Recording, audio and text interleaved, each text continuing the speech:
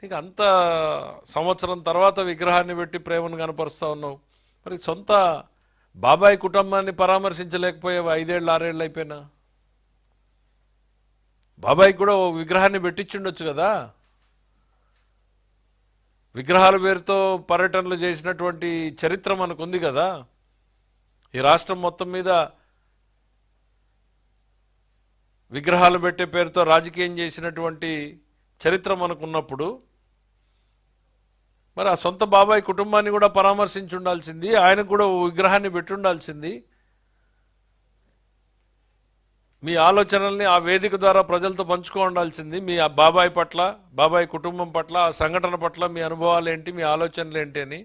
ఈరోజు నాగమల్లేశ్వరరావు గారు వేదిక మీదకి వెళ్ళి కులాల ప్రస్తావన ఎందుకండి? ఒక ముఖ్యమంత్రిగా ఉన్నప్పుడు మీరు అట్లే చేశారు. మాజీ ముఖ్యమంత్రిగా ఉన్నప్పుడైనా మీరు మారుతారనుకుంటే ఇప్పుడు అట్లానే మారుతా ఉన్నారు. నాని అమాయకుడు, వంశీ అమాయకుడు, జోగి రమేష్ అమాయకుడు, తన పిఏ ధనంజయ రెడ్డి అమాయకుడు, నాగేశ్వర కేఎన్ఆర్ అతను అమాయకుడు, చెవిరెడ్డి భాస్కర్ రెడ్డి అసలు నోట్లో నాలుక లేని వ్యక్తి అమాయకుడు. అరే పోలీస్ స్టేషన్లోకి వెళ్ళి పోలీసులు ఎదురుగా దురుసు ప్రభుత్వం చేసినటువంటి వీడియోలు సాక్ష్యంగా ఉంటే వీళ్ళందరూ అమాయకులు అంటే ఇంకా నువ్వు భ్రమల్లో ఉన్నావా? నువ్వు చెప్పే మాటలన్నీ నమ్ముతారు అని జగన్మోహన్ రెడ్డి గారు. ఈ ప్రభుత్వం ఎక్కడ కూడా పరిధి దాటి పనిచేయట్లా. మేము మీలాగా పనిచేయాలనుకుని ఉంటే నీ బెంగళూరు ప్యాలెస్ నుంచి నువ్వు ఆంధ్రప్రదేశ్ రాష్ట్రంలోకి అడుగు పెట్టేవాడివి కాదు. పవన్ కళ్యాణ్ గారు వస్తే మీరు అడ్డుకున్న రోజుల్ని మర్చిపోయారా? చంద్రబాబు నాయుడు గారు ఎయిర్పోర్ట్లోకి వెళ్తే ఎయిర్పోర్ట్ రన్వే మీద దించింది మర్చిపోయారా? చంద్రబాబు నాయుడు గారి ప్రభుత్వం ఉంది కాబట్టి నువ్వు రాష్ట్రంలో స్వేచ్ఛగా తిరగలుగుతున్నావు. కాకపోతే సుప్రీంకోర్టు, హైకోర్టులు చెప్పినట్టుగా ప్రజల జనజీవన విధానానికి భంగం కలగకుండా, శాంతి భద్రతలకు విఘాతం కలగకుండా మిమ్మల్ని తిరగమని చెప్పి మాత్రమే మా ప్రభుత్వం ఆర్డర్స్ ఇచ్చింది. 100 మందితో వెళ్ళమంటే మీరు ఏం చేశారు? రండి రండి రండి రండి అని ఆర్కెస్ట్రాడ్ ఒక కాల్ సెంటర్ పెట్టి అందరికీ ఫోన్లు చేసి ఇన్ఛార్జీలు పంపించి ప్రతి కాన్స్టిట్యున్సీలో నుంచి ఇంతమంది రావాలి అని చెప్పి టార్గెట్లు పెట్టి రోడ్డు ఎక్కాలి అని చెప్పి ఇది హింసను ప్రేరేపించడం కాదా? కొమ్మినేని శ్రీనివాస్ గారు అమాయకుడు, ఆయనకి ఏం తెలుసు? ఆయనకి ఒక్కసారి ఆ సంఘటన మొత్తం ఇంట్లో ఉన్నటువంటి ఆడబిడ్డలను అడగండి జగన్మోహన్ రెడ్డి గారు, దాన్ని సమర్థిస్తారేమో.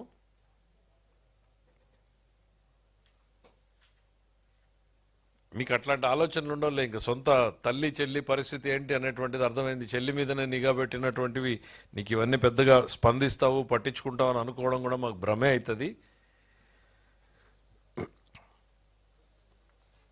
జగన్మోహన్ రెడ్డి గారు పర్యటనల ద్వారా ఏం చెప్పదలుచుకున్నారు, ఏం చేయదలుచుకున్నారు? ఆయన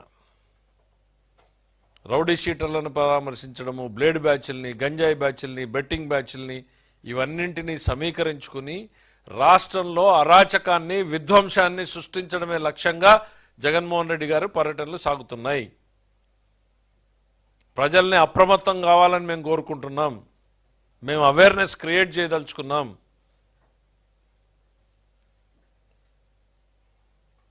తన చుట్టూ ఒకవైపు ఓటమి భారం, మరోవైపు తనను వీడిపోతున్నటువంటి అనుచరగణం, మరోవైపు చుట్టుముడుతున్నటువంటి కేసులు, ఇంకా తన బలహీనపడిపోయి కుప్పకూలిపోతాననేటువంటి తరుణంలో ఈ రాష్ట్రంలో ఒక విధ్వంసాన్ని, అరాచకాన్ని సృష్టించి దృష్టి మరల్చాలి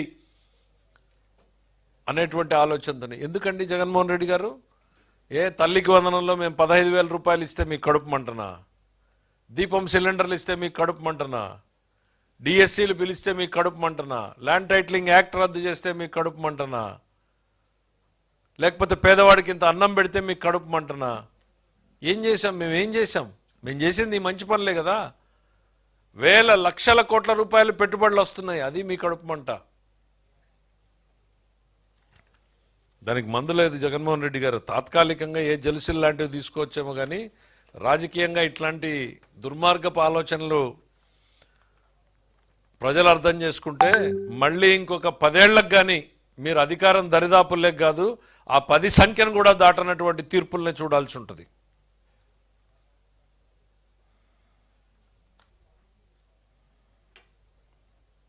ఇంకా ఏంటి, వాళ్ళంతా అమాయకులని చాలా పెద్ద లిస్టు చెప్పాడు. వాళ్ళ మీద అక్రమ కేసులు పెట్టారు అనేటువంటిది.